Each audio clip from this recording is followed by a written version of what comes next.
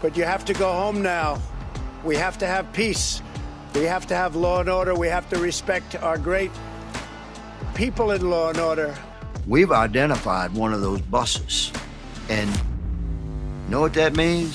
It means that's their act. We love you. You're very special. What's up, guys? It's your boy, Benny. What's the stupidest argument on earth?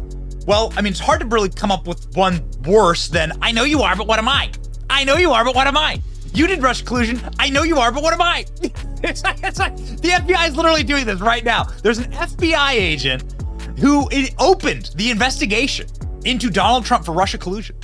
And that FBI agent was just indicted, charged, and sentenced to 4 years for, you guessed it, Russia collusion. FBI counterintelligence agent Charles McGonigal gets 4 years in prison for working with Russian oligarch. Oh yeah, baby. Judge called McGonigal, 55, greedy as she handed down a 4-year sentence in federal penitentiary. Oh, hopefully he doesn't get Epstein's cell. Said the FBI agent flouted national security by repeatedly flouting sanctions. McGonigal said he had deep remorse for his actions. Oh, really? Okay, got it. Former FBI top counterintelligence agent, a man who was crucial in opening up the Russia collusion hoax narrative on Donald Trump. This is him going into prison right now. Has himself now been charged with Russia collusion. So he worked with a sanctioned Russian oligarch, who of course you're not allowed to work with, and also took whole boatloads of money from the guy. Prosecutors say McGonigal was trying to help the Russian oligarch get off sanctions list and negotiations with co-conspirators with a fee of $650,000 and $3 million to hunt electronic files revealing assets of $500 million belonging to the oligarch's business.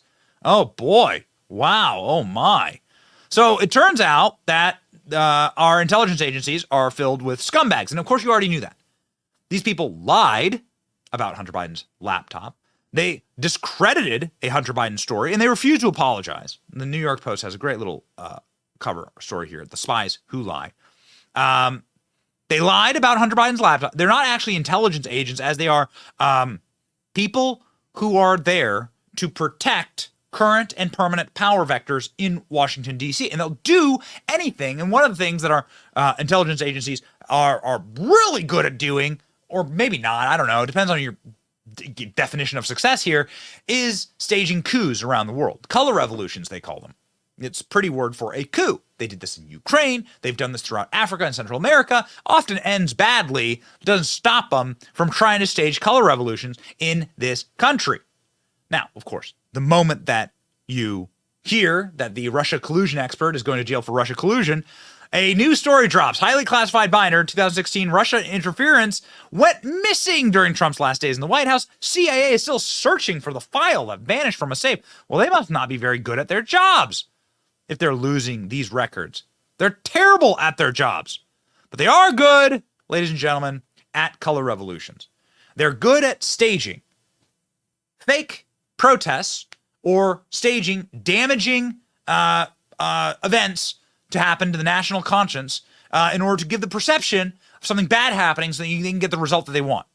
Now, you've seen this throughout all time in America, and you've seen this, of course, around the world. What was interesting about January 6th is many say this was a color revolution that was being staged on the American people by our American intelligence agencies, and that there were federal agents inside of the crowd there.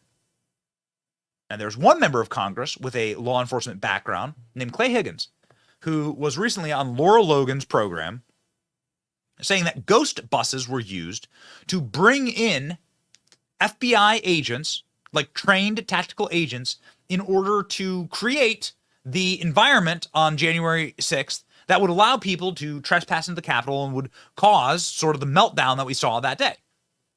Clay Higgins explaining himself in shocking detail. The objective is that senior officials at the FBI were deeply involved in January 6th. My objective, he says. Have a listen. The two buses, and they had like some kind of discussion, a briefing, like the way the military leader would address his troops. Yeah, they call it a huddle. And then they together went to the escalators and up in the Union Station and were gone. And they were all men. They were all men in all the Trump regalia. These men were in really good shape. They made comments like, wow, that's a real serious Trump supporters, these guys.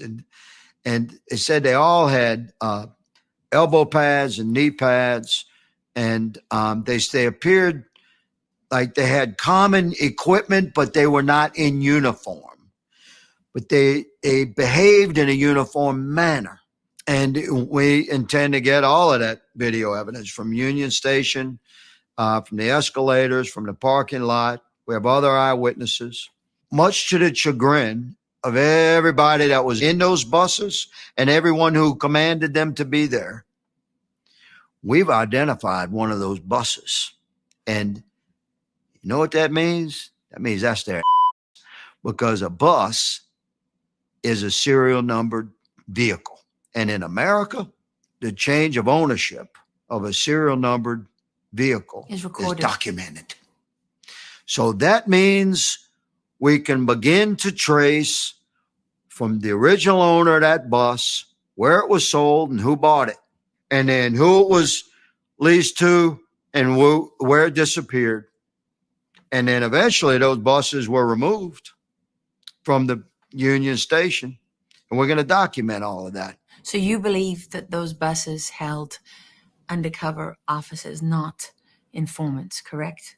I feel very, very confident that everybody that was on those two buses were FBI assets. And I have a high degree of belief that they were actual FBI agents. And I'm sorry to say, ma'am, my objective conclusion is that senior officials at the FBI were deeply involved there. Clay Higgins is obviously a defender of the Republic, and we are huge fans of Clay Higgins.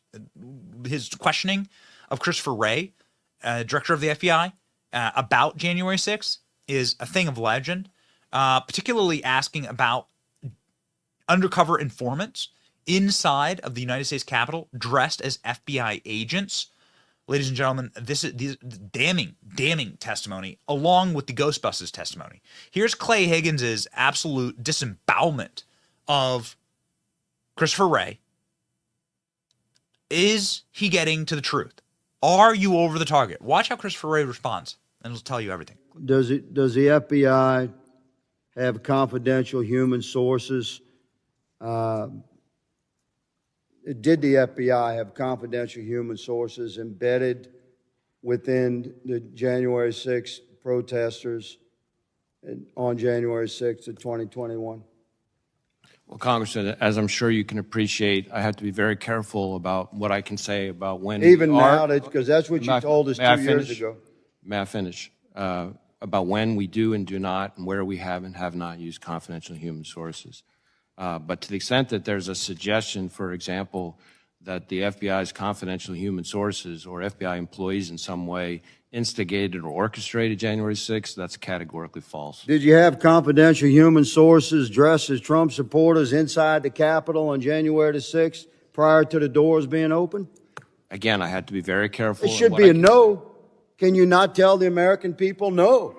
We did not have confidential human sources dressed as Trump supporters positioned inside the Capitol. Gentleman's time has expired. You should not read anything into my decision not to share information. Director Wray, confidential human gentleman's sources. time has expired. Are you familiar with you know what a ghost vehicle is? Director of the FBI certainly should. You know what a ghost bus is?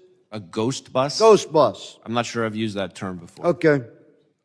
Well, it's pretty common in law enforcement. It's a vehicle that's used for secret purposes. It's painted over. These two buses in the middle here, they were the first to arrive at Union Station on January 6th, 0500. I have all this evidence. I'm showing you a tip of this iceberg. Mr. Chairman. These two buses are painted completely white. Point of order. Point of order. Sure. Just run over the time. I understand, but you'll recall that Ms. Jackson-Lee's been allowed to go 2 minutes before. Now recognize Mr. May I Gray. close this statement, Mr. No, Chairman? I think your time is expired. This is a very significant hearing, Mr. Chairman, and these buses are nefarious in nature and were filled with FBI informants dressed as Trump supporters You, and you deployed onto our Capitol on January 6th. made Your you day made is your- coming, made Mr. your Ray. point, Mr. Higgins. So, what was January 6th? After all the lies and after all of the protection mechanisms in order to keep a narrative going, we are faced with a truth about January 6th, which was that the vast preponderance of people on January 6th were peaceful protesters who wandered through the United States Capitol and peacefully left after taking a selfie. Okay? The hooligans should be arrested, but the vast majority of people, the preponderance of people, were that. It is not an insurrection. By definition, it's not an insurrection when you leave peacefully and you're unarmed. And by every nature, the stories that you heard about January 6th were a lie. So who are the ones lying? If you look at who the people are lying, if you find out who's lying about January 6th, then you'll probably find out who's responsible for January 6th. God bless Clay Higgins for asking these questions. These people at these agencies are deeply, deeply flawed, corrupt, and evil. It's your boy Benny, fighting for a better America. Stay based. Like, share, and subscribe.